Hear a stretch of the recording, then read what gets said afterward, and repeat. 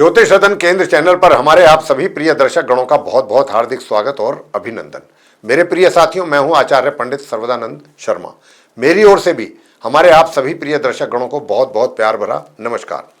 तो साथियों, आज हम चर्चा करने जा रहे हैं एक विशेष विषय पर, और वो विषय है हरियाली तीज, जिसका अपने आप में एक, जब ये आता है, इस पर्व को मनाया जाता है तो अलग ही एक चार्म होता है, और चार्म के साथ साथ एक्साइटमेंट भी होती है। हरियाली तीज कब मनाई जाएगी 2026 में, खाली हम इतना ही नहीं बताएंगे, इससे संबंधित और भी महत्वपूर्ण जानकारियां हैं जिनके विषय में बात करेंगे आपसे। तो आप इस वीडियो को अंत तक जरूर देखते रहिए। और हरियाली तीज कैसे मनाई जाती है, क्या इसके और महत्वपूर्ण इसकी जानकारियां हैं इससे संबंधित, वो सारी बातें आज हम इस वीडियो के माध्यम से आपसे करेंगे। तो हरियाली तीज 2026 में कब मनाई जाएगी और तृतीया तिथि का समय क्या है, क्योंकि तीज कहते हैं ना इसको, तो तृतीया मतलब तीज के दिन मनाई जाती है।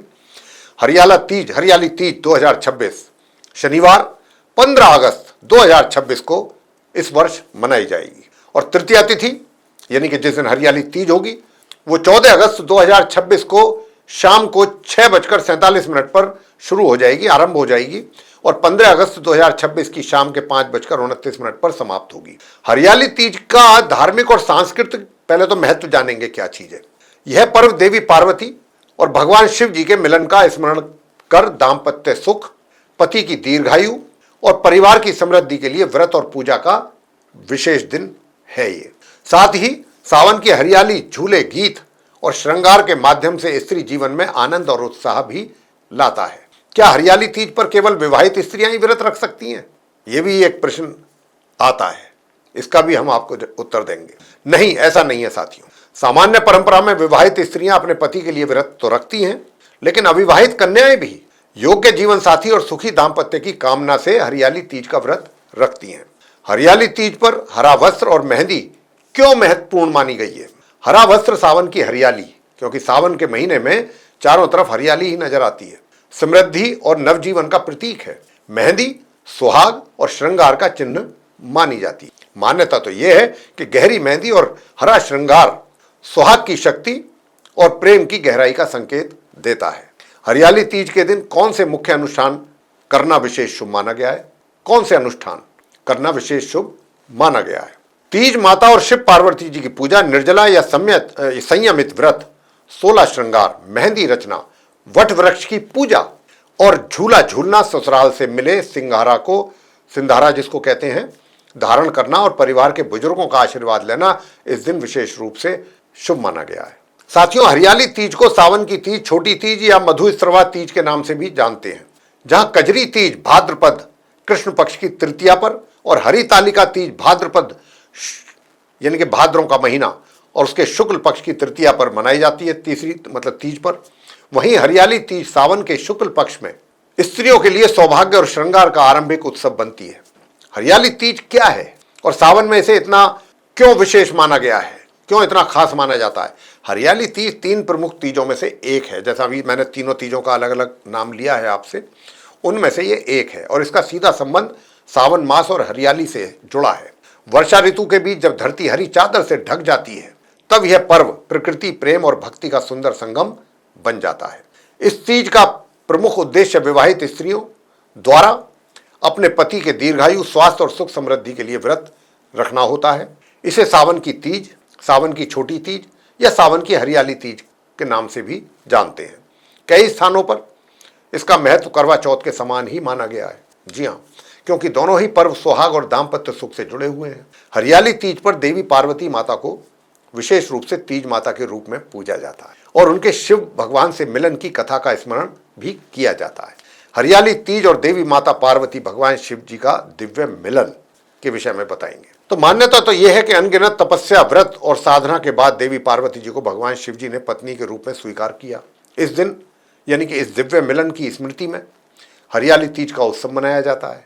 इस दिन शिव जी भगवान और माता पार्वती जी की प्रतिमाओं या चित्रों की पूजा कर स्त्रियां अपने वैवाहिक जीवन में उसी स्थिरता, प्रेम और समर्पण की कामना करती हैं। इसी कारण देवी पार्वती जी को तीज माता के रूप में भी जाना जाता है। जो स्त्री श्रद्धा से हरियाली तीज का व्रत करती है, उसके वैवाहिक जीवन में सौहार्द, संवाद और समझ की ऊर्जा को बल मिलता है। साथियों, ऐसी लोक मान्यता प्रचलित है कि अविवाहित कन्याएं भी अच्छे जीवन साथी की कामना से इस व्रत में सम्मिलित होती हैं और होना चाहिए।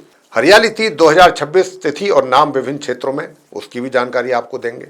उत्तर भारत के अनेक राज्यों में, नॉर्थ इंडिया के जो स्टेट्स हैं, अधिकतर राज्यों में हरियाली तीज बड़े उत्साह से मनाने का एक विधान है। पंजाब में इसे तिया कहा जाता है, जहां लोकगीत, गिद्धा, भांगड़ा और झूलों की परंपरा इसे विशेष रंग दे देती है।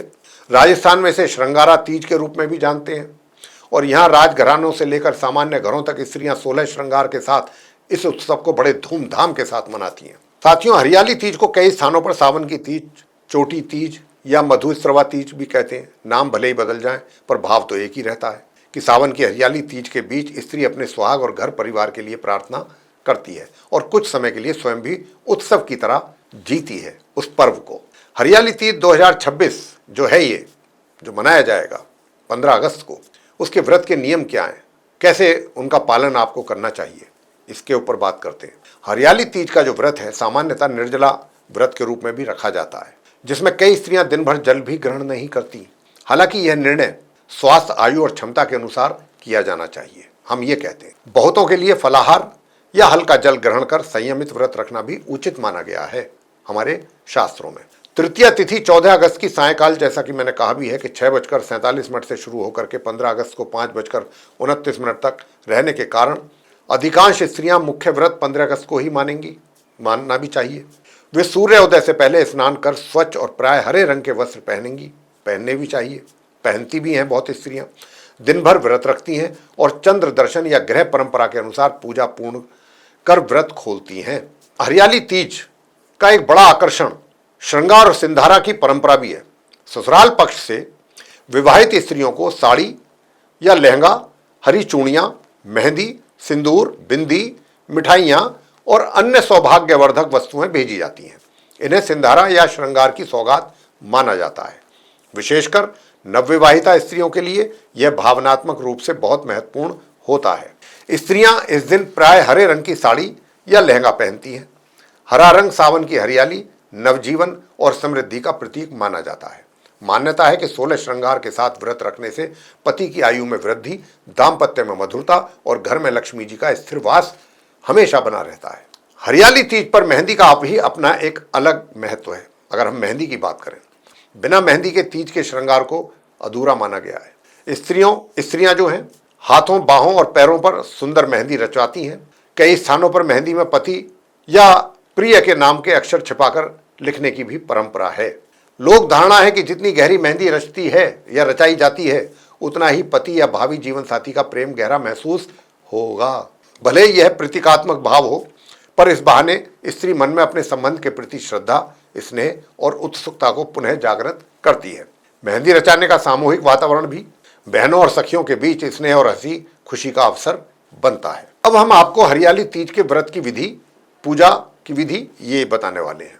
हरियाली तीज की पूजा, जैसा मैं अपने इस चर्चा में बार बार जिक्र कर चुका हूँ कि पूजा जो है वो देवी माता पार्वती और भगवान शंकर जी के दाम्पत्य रूप को ध्यान में रखकर की जाती है। व्रत रखने वाली स्त्री के लिए एक क्रमबद्ध किंतु सरल विधि इस प्रकार समझी जा सकती है।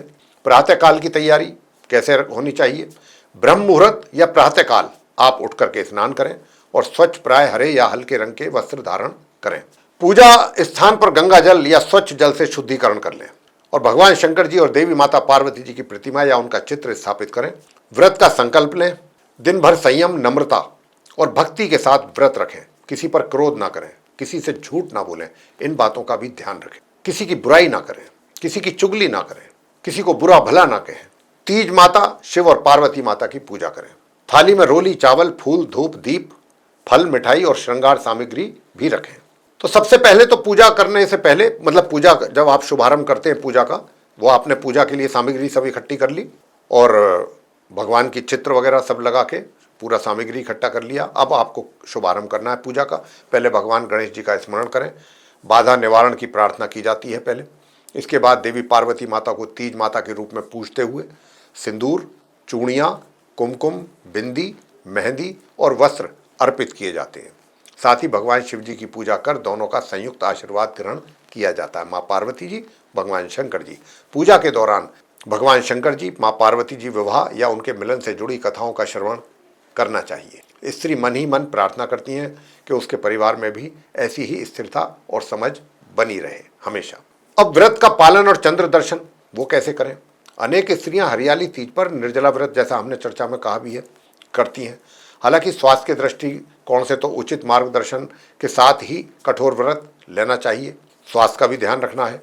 सामान्यतः दिन भर जल और अन्न से संयम रख करके संध्या के बाद या चंद्र दर्शन के पश्चात व्रत खोल लेना चाहिए। चंद्रमा के उदय के बाद, जब चंद्रमा उदित हो जाते हैं, उदय हो जाते हैं, दिखाई देने लगते हैं, उसके बाद या गृह परंपरा अनुसार, जो आपके घर की परंपरा है उसके अनुसार उचित समय पर भगवान शंकर जी, माँ पार्वती जी की पुनः आरती कर प्रसाद चढ़ाया जाता है। पति घर में या बड़े बुजुर्ग, उनका आशीर्वाद लेकर आप व्रत खोल सकते हैं।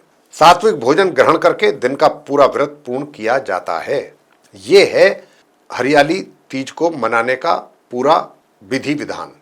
ऐसे मनानी चाहिए, ऐसे पूजा अर्चना करनी चाहिए। और हम आशा करते हैं कि हमारी जो ये हरियाली तीज को लेकर के जो आपके साथ हमने ये चर्चा किया है, पूरी जानकारी आपके साथ शेयर की है, इससे आप काफ़ी हद तक संतुष्ट होंगे। और अगर हमारी इस चर्चा को लेकर के आप संतुष्ट हैं तो हमारे वीडियो को भी लाइक कर लें। और अगर अभी तक आपने हमारा चैनल सब्सक्राइब नहीं किया है तो चैनल को भी सब्सक्राइब जरूर कर लें। अधिक से अधिक मात्रा में वीडियो शेयर करें ताकि दूसरे जो हमारे सनातनी लोग हैं वो भी इस जानकारी का लाभ ले सकें। साथियों, आपसे बताना चाहेंगे कि यदि आप भी अपने जीवन में कर रहे हैं किसी परेशानी का सामना और अनुभवी ज्योतिषाचार्य से परामर्श लेना चाहते हैं तो आप नीचे दिए गए नंबर्स पर संपर्क करके अपनी या अपने परिजनों की कुंडली दिखा करके समस्याओं का आसान समाधान प्राप्त कर सकते। इसी के साथ अब हम आपसे लेंगे इजाजत और इस कार्यक्रम को समाप्त करेंगे। तो आप सभी का सहृदय बहुत बहुत धन्यवाद। जय माता दी।